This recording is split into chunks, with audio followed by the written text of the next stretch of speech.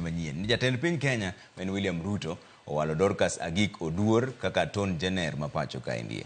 Dorcas nitiere kod lony mar ariye weche mag chike ma pachoka ka osetiyo kuom thuolo mar higni 30 e sirikal.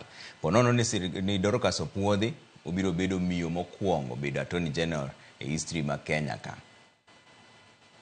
Tok dang ni makoni kod kocha gikone nenore ni jatend piny William Ruto oyudo jal mowinjore kod lemo mar aton jener. Tok ne Justin Muturi gole lemo no, jatend piny nowalo Rebecca Miano e kama nochako loke pache kendo tero Miano e migawo mar limbe.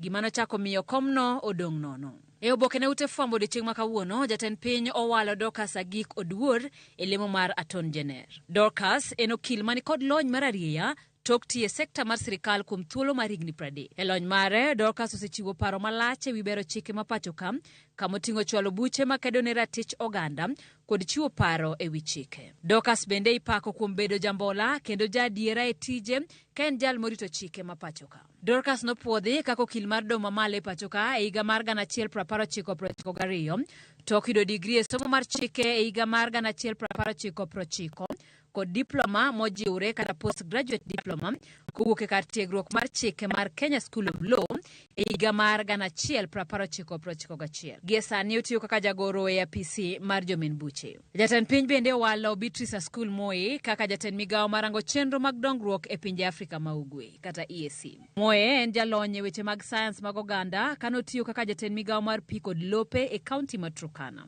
Ponono ni welo mar Dorcas Oduor opuodhi odhi bedo miyo mokuongo bedo aton jener e historia mar piny Kenya. Simfros Okinda, Ramogi TV.